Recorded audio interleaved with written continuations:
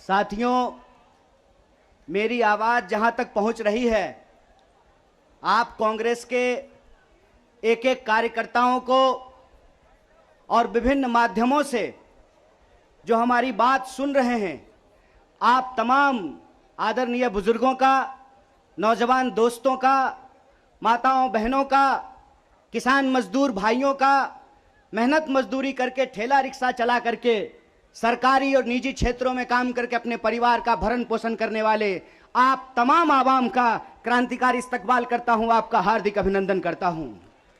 दोस्तों, मैं आपसे अपनी कुछ बातें साझा करना चाहता हूं। उससे पहले मैं धन्यवाद देना चाहता हूं हमारे पार्टी के तमाम वरिष्ठ नेताओं को कि आज उन्होंने बड़ी मशक्कत से मुझे यहां लाने में, आपके मौजूद पहुंचाने में मेहनत की है, क्योंकि आजकल दिल्ली पुलिस हम पे ज़्यादा मेहरबान है।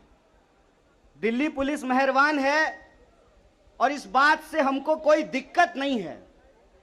एक्चुअली इस बात से हम लोग खुश हैं कि पुलिस अगर विपक्ष को डंडा ना मारे, पुलिस अगर विपक्ष के कुर्ते ना फाड़े, पुलिस अगर विपक्ष को डिटेन ना करे, हिरासत में ना डाले, पुलिस अगर विपक्ष को जेल में डाले, ईडी अगर विपक्ष के नेताओं को परेशान ना करे, सीबीआई आपके घर पे रेड ना मारे, इनकम टैक्स का छापा ना मारे, तो समझिए आप देश के लिए लड़ नहीं रहे हैं। और हम दिल्ली पुलिस को धन्यवाद देना चाहते हैं कि हम देश की जनता के लिए लड़ रहे हैं और आपकी एक एक परेशानी को झेलने के लिए तैयार हैं। लेकिन एक बात हम दिल्ली पुलिस के सिपाहियों को जरूर कहना चाहते हैं। भाई साहब, आप आते हैं साधारण परिवार से, आप आते हैं किसान मजदूर के परिवार से, आप आते हैं गरीब परिवार से। आप जो हमारे ऊपर डंडा चला रहे हैं ना, एक्चुअली आप अपने ही भविष्य पे और अपने ही मुद्दों के ऊपर डंडा चला रहे हैं। इस बात को याद रखिएगा, इस बात को याद रखिएगा। और रिकॉर्ड तो करते ही आप लोग, बढ़िया सा रिकॉर्ड करके गृह मंत्री को सुना दीजिएगा। इस बात को याद रखिएगा कि डीसीपी साहब प्रमोट होकर के चले जाएंगे, डीजीपी बन जाएंगे, लेकिन जो आज इस देश की आर्मी के साथ हो रहा है, वो बात किसी दिन किसी भी पुलिस के साथ हो सकता है। इस बात को याद रखिएगा, इस बात को याद रखिएगा कि आज जिस तरीके से देश के लिए जो सम्मान की बात है, जो सर्वोच्च बलिदान की बात है, अगर उनकी नौकरी को ठेके पे किया जा रहा है तो कल आपकी नौकरी को भी ठेके पे किया जा सकता है। इसीलिए कांग्रेस पार्टी पिछले 12 तारीख से यह सत्याग्रह कर रही है। लेकिन यह जो सत्याग्रह है, जंतर मंतर पे जो सत्याग्रह हो रहा है, इस सत्याग्रह का मूल कारण यह भी है कि हम सिर्फ अपने नेता को नहीं बचाना चाहते हैं। मीडिया वालों, मैं आपसे खास करके कहना चाहता हूं, हम अपने नेता को नहीं बचाना चाहते हैं। एक कहावत है, सच को आंच नहीं होता है। हमको अपने नेता की चिंता नहीं है। हमारा नेता कुछ गलत नहीं किया और सरकार उसका कुछ गलत नहीं कर सकती। इस बात को याद रखिएगा। हमको अपने नेता की चिंता नहीं होती है। और हम इस सरकार को कहते हैं, साहेब, हर चीज का एक मंत्र नहीं होता है। बीजेपी चाहती है कि हर नेता पे एक ही जंतर का इस्तेमाल कर ले। तो मैं भाजपाइयों को कहना चाहता हूं, रे भाजपा वालों, ये राहुल गांधी हैं, इंदिरा गांधी के परिवार से आते हैं, राजीव गांधी के बेटा हैं, आतंकवादी से नहीं डरे। तुम तो वैसे भी माफी मांगने वाले लोग हो भाई, तुमसे क्या डरेंगे यार। ईडी उडी से डर नहीं लगता है। ईडी से हम अपने नेता को नहीं बचाना चाहते हैं। हम बस इस देश की जनता को बताना चाहते हैं कि ईडी इनके घर पे आया क्यों है। ईडी इनके घर पे इसलिए आया है कि मोदी जी को कोई साधु बता दिया है कि विपक्ष के सारे नेताओं पे एक ही कैप्सूल इस्तेमाल कीजिए। एक कैप्सूल सबके ऊपर बराबर लागू नहीं होता है। सब धन 22 पसेरी नहीं होता है। इनको लगता है कि एक बार ईडी भेज देंगे तो कांग्रेस पार्टी डर जाएगी, कांग्रेस के कार्यकर्ता डर जाएंगे और चुप होकर के बैठ जाएंगे कि देखो देखो इसके नेता के ऊपर ईडी आ गया है, तो कार्यकर्ता को कौन पूछता है। कांग्रेस पार्टी के अंदर इस बात का जज्बा है कि अगर हम देश को अंग्रेजों से आजाद करा सकते हैं तो इस देश को हम अंग्रेजों के चापलूसों से भी मुक्त कराएंगे। इस बात को याद रखिएगा, इस बात को याद रखिएगा कि आपने देश के साथ जो खिलवाड़ किया है उस खिलवाड़ के खिलाफ हैं हम। उस खिलवाड़ के खिलाफ क्यों हैं हम? कि आपने इस देश को सपना दिखा करके, आपने इस देश के लोगों को उम्मीद जगा करके उनके साथ धोखा किया है। ये हम नहीं बोले थे, श्री 108 श्री माननीय प्रधानमंत्री जी बोले थे कि हर साल 2 करोड़ नौकरी दी जाएगी। क्या मीडिया वाले? मोदी जी बोले थे ना कि हम बोले थे? अरे बोलिए ना महाराज, आपको भी बोलना पड़ेगा, याद रखिएगा इस बात को। सबकी बारी आएगी, इस बात को याद रखिएगा। अरे हमारे लिए क्या है, जब तक जेल में चना रहेगा, आना जाना लगा रहेगा, हमको कोई दिक्कत नहीं है, लेकिन बारी सबकी आएगी, इस बात को याद रखिएगा। कहे थे ना मोदी जी कि हर साल 2 करोड़ रोजगार देंगे, बोले थे कि नहीं बोले थे? अरे बोलिए ना, आप कांग्रेस के कार्यकर्ता हैं, भाजपा के थोड़े हैं कि डर जाएंगे, बोलिए। बोले थे ना, बोले थे ना कि महंगाई कम होगी, बोले थे ना खाते में 15 लाख रुपया आएगा, बोले थे ना अच्छा दिन आएगा। आया क्या? मोदी जी के स्टाइल में पूछूं क्या, आया क्या? अब नया जुमला आया है, अब नया जुमला आया है कि हम अग्निपथ लेकर के आए हैं। एगो भाजपा का नेता ईमानदार है, कैलाश विजयवर्गीय को धन्यवाद देना चाहिए। कम से कम उसने इस देश के नौजवानों की शंका दूर कर दी। उन्होंने बता दिया भाजपा की नई योजना है तैयार, भाजपा ऑफिस में सभी नौजवान बनेंगे चौकीदार। यही योजना है ना। लेकिन मैं कहता हूं विजयवर्गीय जी, आपका बेटा बल्ला बहुत बढ़िया चलाता है, अफसर पे बैठ चला रहा था, उसको बीजेपी ऑफिस में क्यों नहीं सिक्योरिटी गार्ड बना देते हैं? मंत्री का बेटा बनेगा सेक्रेटरी, मंत्री का बेटा बनेगा बीसीसीआई का सेक्रेटरी, और किसान मजदूर का बेटा बनेगा भाजपा ऑफिस में सिक्योरिटी गार्ड। हाय रे हिपोक्रेसी, इसी को हिपोक्रेसी कहते हैं ना। और बेईमानी किसको कहते हैं? देश की जनता को लगा कि जब मोदी जी बोल रहे हैं तो सच ही बोलेंगे। मोदी जी की हर बात को मान लिया देश के लोगों ने। मोदी जी ने कहा दीपक जलाओ तो देश ने दीपक जलाया, मोदी जी ने कहा बत्ती बुझाओ तो देश ने बत्ती बुझाया, मोदी जी ने कहा थाली बजाओ तो देश ने थाली बजाया। सब कुछ किया इस देश ने, लेकिन देश अब तक इंतजार कर रहा है कि मोदी जी जो हमको कहे थे उसमें से एक भी चीज पूरा नहीं किए हैं।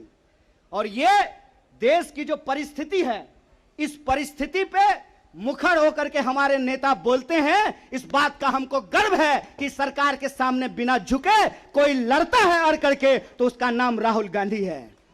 उसको डराना चाहते हैं, उसको डराना चाहते हैं, उसको झुकाना चाहते हैं। अरे आप कहते हैं मोदी जी मैं भी चौकीदार, मोदी जी के समर्थन में लोग कहते हैं मैं भी चौकीदार।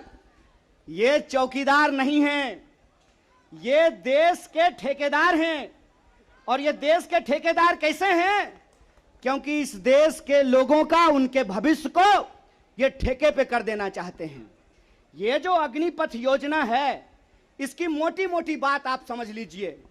मैं बड़े ध्यान से सारा प्रेस कॉन्फ्रेंस सुन रहा हूं। प्रेस कॉन्फ्रेंस में सरकार जिलेबी की तरह गोल गोल कर रही है, हर चीज को सब कुछ बोल रही है, सब फायदा गिना रही है। हो सकता है कि कोई भाजपा का मंत्री यह भी आकर के कह दे कि अग्निपथ योजना में शामिल होने के बाद आपका बाल नहीं गिरेगा। जिस तरीके से उसके फायदे गिनाए जा रहे हैं, लेकिन असली बात नहीं बताया जा रहा है। एक सिंपल सवाल है, सरकार को इस बात का जवाब देश के नौजवानों को देना चाहिए। क्या सिंपल सवाल है कि जो भर्तियां हो रही थी वो भर्ती होगी कि नहीं होगी? सवाल नंबर 1 सिंपल बात है। पहले आर्मी में हर साल 75,000 कम से कम लोग बहाल होते थे। बाद में बीजेपी ने इसको घटा करके 50,000 कर दिया और पिछले 2 साल में, अब तीसरा साल है, 50,000 लोगों को भी भर्ती नहीं की गई। बहाना क्या दिया गया? बहाना दिया गया कि कोरोना था इसीलिए भर्ती नहीं किए। हाय मोदी जी, कोरोना था तो चुनाव लड़ लिए, बंगाल में जाकर के दीदी ओ दीदी कर लिए, सब जगह चुनाव हो गया, उत्तर प्रदेश का चुनाव हो गया, बुलडोजर बाबा आ गए, लेकिन आर्मी की भर्ती नहीं हुई। यह बेईमानी है कि नहीं है? रोजगार देने में कोरोना है और चुनाव लड़ने में कोरोना नहीं है। और अगर आप बैकलॉग को देखेंगे, 50,000 को अगर मान लें, तब भी 1.5 लाख बहाली होनी चाहिए थी। 1.5 लाख ये बहाली नहीं कर रहे हैं। 1.5 लाख बहाली ये करेंगे कि नहीं करेंगे, इसको ये नहीं बता रहे हैं। ऊपर से ये एक नया योजना लेकर के आ गए हैं। तो एक ना छोटा सा कहानी हमको याद आ रहा है। बच्चा बहुत जोर जोर से रो रहा था, कहा मम्मी दूध पिला दो, दूध पिला दो। मम्मी उसको उठा करके अलमीरा पे बिठा दी। बच्चा मम्मी को यह नहीं कहता है कि मम्मी दूध पिला दो, बच्चा चिल्ला चिल्ला करके कह रहा है कि मम्मी अलमीरा से नीचे उतार दो, नीचे उतार दो। लोग मांग रहे थे हर साल 2 करोड़ नौकरी, इन्होंने हर साल 2 करोड़ नौकरी नहीं दी, ऊपर से एक नया योजना लेकर के आ गए हैं। पूरा का पूरा भाजपा के तंत्र को उसमें लगा दिए हैं कि आप बताइए कि अग्निपथ के क्या फायदे हैं। अरे सिंपल सी बात है, बिहार में कहावत है, नहाया हुआ शरीर और खाया हुआ शरीर नहीं छुपता है। जो चीज अच्छी होती है उसका फायदा बताने का जरूरत नहीं होता है। जो चीज में कोई खराबी होती है उसका खराबी छुपा करके, आपके घर पे कोई सामान बेचने के लिए आता होगा तो उस सामान का सब कुछ अच्छा अच्छा ही बताता होगा। आप ट्रेन में जब जाते होंगे, बस में जाते होंगे, तो जब जूसर बेचने वाला आता है तो एक संतरा से आपको 1 गिलास जूस निकाल करके दिखाता है, और वही जूसर जब आप घर पे लेकर के जाइएगा तो आधा गिलास जूस भी आपको आपके घर में नहीं निकलेगा। ये जो बेचने की मानसिकता होती है, इस बेचने की मानसिकता के खिलाफ हैं। यह सत्याग्रह 2 लोगों के बीच में है। जावेद अख्तर ने लिखा है, इस एक हमारी एक और उनकी मुल्क में है आवाजें दो आवाज है।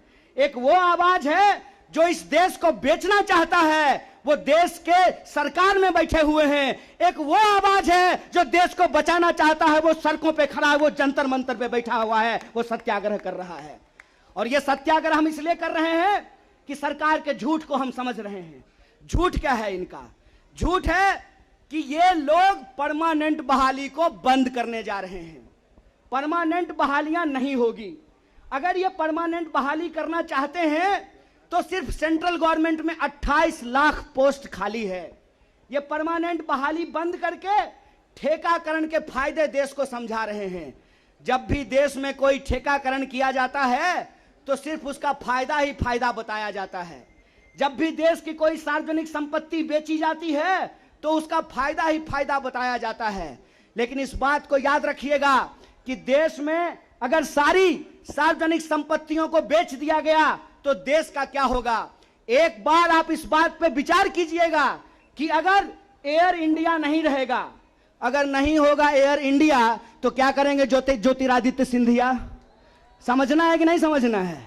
आप हमको बताइए कि सरकारी रेलवे नहीं होना चाहिए, सरकारी बीएसएनएल नहीं होना चाहिए, इनके हिसाब से सेना में नियमित नौकरी नहीं होनी चाहिए। जब सब कुछ सरकारी नहीं होना चाहिए तो सरकारी प्रधानमंत्री लेकर के ढोल बजाएंगे? फिर सरकारी प्रधानमंत्री भी क्यों होना चाहिए? सरकारी संसद भी क्यों होना चाहिए? देश का मतलब होता है देश की राष्ट्रीय संपत्ति, देश का मतलब होता है देश की राष्ट्रीय सेना, देश का मतलब होता है देश के लोगों का सम्मान। इसीलिए मैं आप तमाम लोगों से यह आग्रह करने के लिए आया हूं, कांग्रेस पार्टी की लड़ाई सिर्फ अपने नेता को बचाने की लड़ाई नहीं है। कांग्रेस पार्टी की लड़ाई इस देश को बचाने की लड़ाई है। वो देश जिस देश को गांधी ने बनाया है, जिस देश को नेहरू, मौलाना अबुल कलाम आजाद ने बनाया है, उस देश को बचाने की लड़ाई है। कांग्रेस पार्टी को लेकर के भाजपा लगातार प्रचार करती है कि अगर कांग्रेस किसी चीज का विरोध कर रहा है तो सही होगा। तो आप बताइए, हम भाजपा का विरोध करते हैं देश के संविधान का समर्थन करते हैं और उस संविधान को हमने बनाया है, कांग्रेस पार्टी ने बनाया है। इसीलिए कहावत कही जाती है, जाके पैर न फटे बिवाई, वो का जाने पीड़ पड़ाई। जो पार्टी देश को आजादी दिलाई है, वही पार्टी इस देश की आजादी की रक्षा कर सकती है। इसी आशा और उम्मीद के साथ कि सत्य और अहिंसा के रास्ते पर चलेंगे, सत्याग्रह के रास्ते पर चलेंगे, झूठ को हराएंगे। झूठ पे सच भारी है, सत्याग्रह जारी है, यह सत्याग्रह जारी रहेगा। बहुत बहुत शुक्रिया, बहुत बहुत धन्यवाद।